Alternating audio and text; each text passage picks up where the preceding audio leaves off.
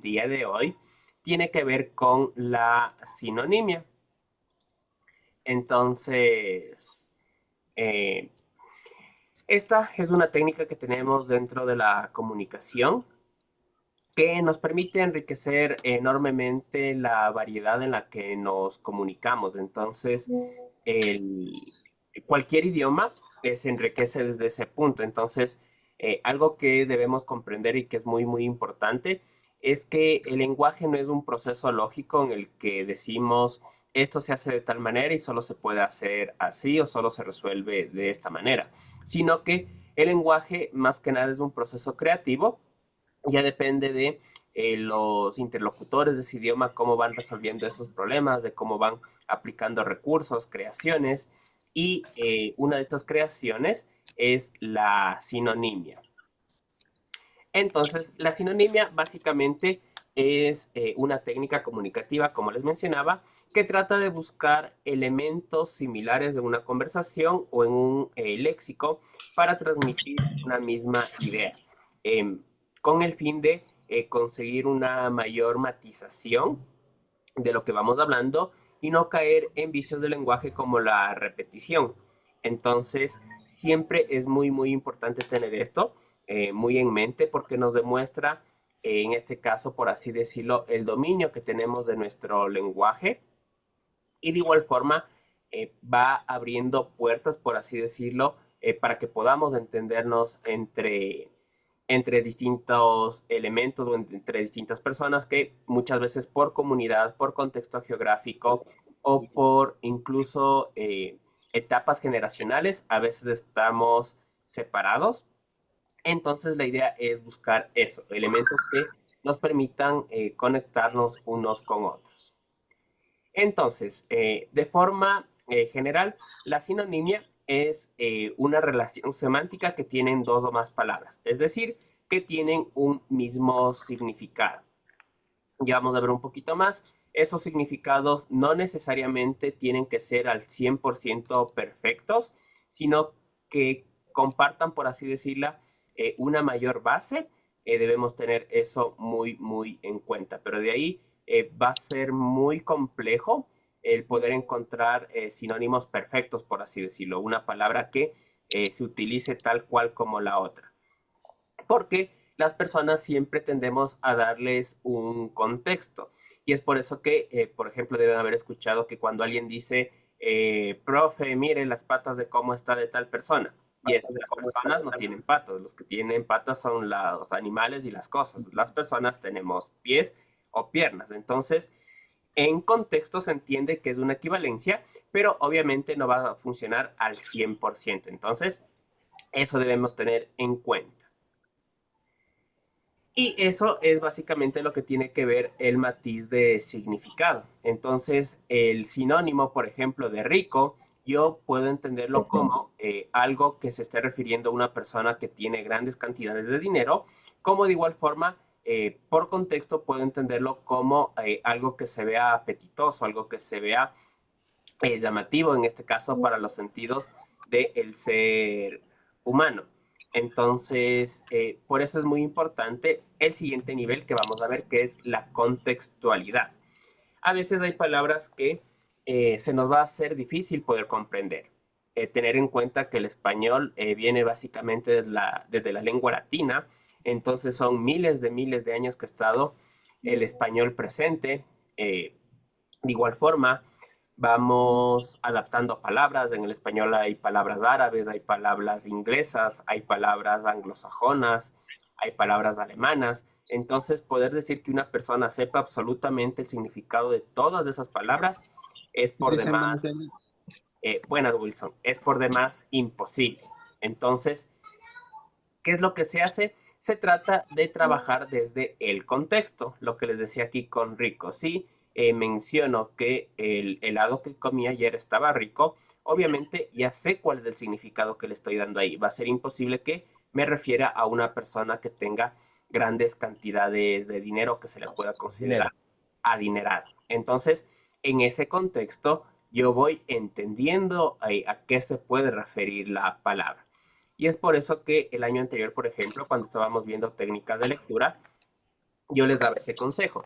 Si ustedes encuentran una palabra de la que no conocen el significado, preferible sigan leyendo el contenido, que por contexto ustedes van a interpretar a qué se refiere.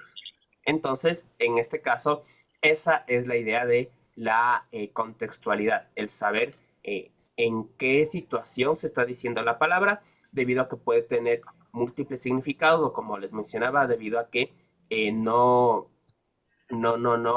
conozco el mismo. Entonces, por el contexto, puede entenderse de distintas maneras. Y de igual forma, en este caso, con las diferencias entre el tono y el estilo, que eso es también muy, muy importante al momento de la comunicación verbal.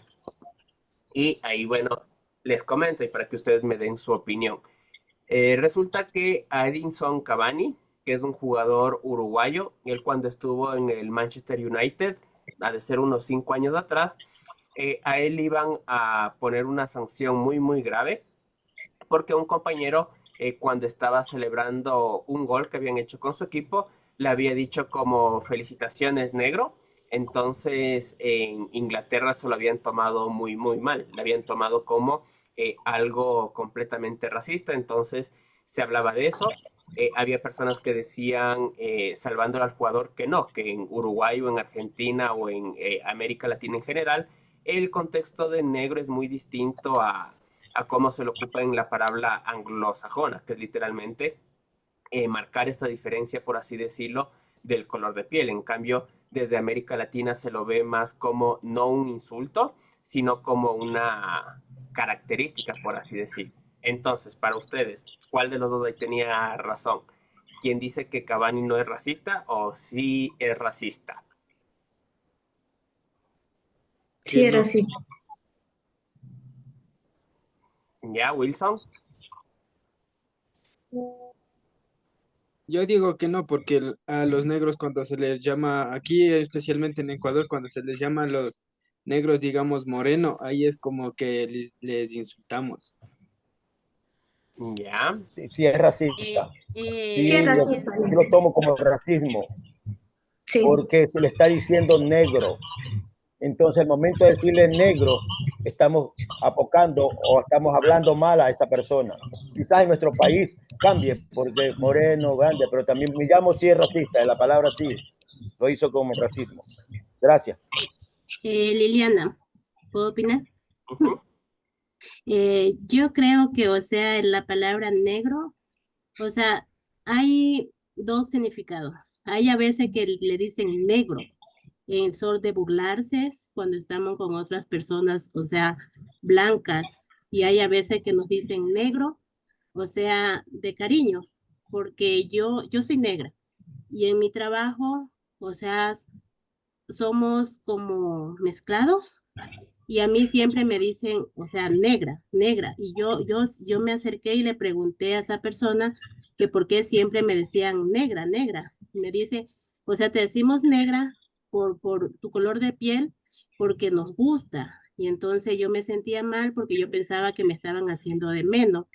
Y yo creo que es como uno se toma el significado de esa palabra negra y sí, hay a veces que algunas personas, o sea, nos dicen negro en son de de burlarse de uno. Esa es mi manera de pensar.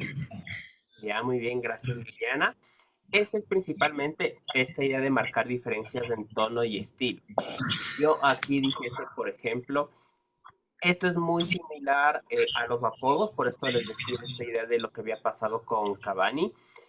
Por ejemplo, yo le entendería así. Le podría decir negro a una persona si bajo la misma idea yo a todas las mujeres les digo linda, les digo guapa, les digo bella, porque es la forma en la que me refiero a mi pareja.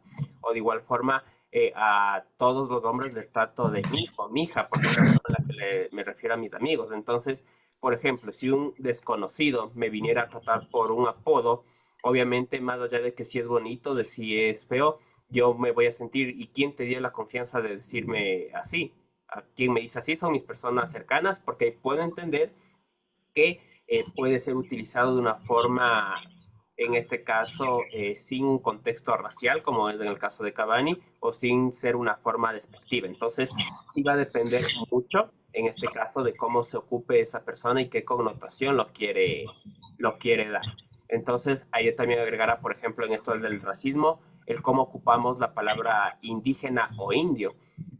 Hay contextos donde se los ocupa de forma adecuada, que es una descripción de una de las culturas que hay en el Ecuador, pero obviamente y lamentablemente, por lo general, la mayoría de personas lo ocupan desde un punto de vista racial, como de igual forma es utilizar el color de piel. Ahí a lo que agregaba Rafael, yo también dijese, ¿por qué si a los negros les decimos negros, a los blancos no les decimos blancos? O a los mestizos no les decimos mestizos. Entonces, sí tiene que ver con algunos patrones que ya hemos aprendido ampliamente y que los hemos ido interiorizando. Otro elemento que tiene que ver con esta idea de sinonimia tiene que ver con la subjetividad. Entonces, esto de que decía cómo les podemos entender las palabras. De igual forma, aquí un caso para ahí decirle su opinión. No sé si conocen lo que es de Starbucks. Ya, a ver, para quienes no sepan, Starbucks es básicamente una empresa tipo KFC que se dedica a vender café en múltiples países, café súper carísimo, pero que a las personas les encanta ir allá. Entonces, esta cadena tenía como un elemento distintivo, por así decirlo, que se suele poner mensajes personalizados en los vasos. Digamos, ustedes van a comprar un café ahí y les suelen poner en los vasos que tengas un bonito día o que te encuentres con una persona agradable el día de hoy. Resulta que en una tienda de México a una persona le pusieron que qué guapa que eres. Entonces esta chica subió su descontento a redes sociales diciendo que porque un mesero al que no le dio ningún indicio de que le gustara o que le pudiese hablar de forma personal, le pone que es guapa. Entonces ella lo había tomado como un ataque personal, por así decirlo, debido a estos contextos feministas donde eh, yo tengo que validar eso de que qué tan segura se puede sentir una mujer cuando únicamente la valoro desde ese punto de belleza físico. No me interesa si es buena persona, no me interesa si es mala persona, lo único que me interesa es que es guapa, entonces eso ya me da el derecho a decirlo. Entonces, de igual forma, ahí se había encendido el debate en redes sociales. Habían personas que mencionaban que guapa no es ningún insulto como para que se enoje. Como de igual forma, personas que mencionaban lo que les mencionaba, que por qué una mujer tiene que estar escuchando comentarios acerca de su físico, de si es guapa, si no es guapa, cuando incluso entra a una cadena a comprar un café. Entonces, va a tener que ver mucho con esta idea de cómo entendemos estos términos. No para todas las personas la definición de un término se puede comprender de una misma manera. Entonces, de igual manera, en este caso yo dijese, es por ejemplo con los insultos. Para mí los insultos tradicionales que tienen vulgarismos, como ya me he acostumbrado bastante a ellos, es como que se me hacen, es lo mismo de cada día. Pero por ejemplo, para mí un insulto mucho más grande tiene que ver con el hecho de considerarle una persona miserable, que es básicamente decirle a una persona que no tiene ningún motivo por el que sentirse alegre, que no tiene nada de logro, que no tiene nada de reconocimiento. A mí se me hace mucho más insultante decirle a alguien miserable o que me digan miserable, a que me digan que soy hijo de tal y cual, a que me digan que soy cara de tal y cual. Entonces, esa subjetividad depende de esos entornos o de esas dinámicas que se va teniendo en la comunicación. Y para ir cerrando, estas técnicas de sinonimia o el de ir reconociendo y de ir agregando términos a nuestro léxico nos permite, primero, tener un lenguaje mucho más vasto, lo que nos va a dar un mayor entendimiento de las cosas. Como decíamos de la semana anterior con la consulta popular, por ejemplo, cuando se hacen leyes parece que buscan las palabras más entre rebuscadas para que los ciudadanos no puedan entender. Entonces ahí nos encontramos ante una limitante de que no sabemos si estamos votando sí o no por algo que nos puede beneficiar o perjudicar. Entonces, sí es importante tener vastedad dentro de nuestro lenguaje para poder ir definiendo mucho mejor las cosas y de igual manera, como les decía, ir creando esos caminos comunicativos que nos permitan ir relacionándonos con personas extranjeras a nuestro idioma, que ellos tienden a aprender un idioma muy, muy técnico. Por ejemplo, eso es lo que les pasa a la mayoría de personas cuando estudian en colegios del inglés. Y eso la pasa de estudiantes míos que resulta que se van a estudiar a universidades extranjeras y les cuesta adaptarse al idioma, porque en los colegios se les enseña un nivel muy, muy técnico, como si en el Ecuador todas las personas hablaran de muy buenas tardes, estimados estudiantes. Hoy día les convino aprender sobre tal tema y las personas realmente o naturalmente no hablamos así. Entonces, eh, el tener esta fuente de palabras o de elementos significantes nos permite ir acercándonos en esos caminos comunicacionales y como les decía, de igual forma que pueden ser generacionales, regionales o contextuales. Así que básicamente la sinonimia se trata de conocer términos o de conocer palabras y de irlas relacionando por su significado, que puede ser en muy pocos casos un significado 100% parecido o en su contradicción sería un significado 0% similar, que sería básicamente un antónimo. Entonces, no sé si tienen hasta aquí alguna duda o pregunta.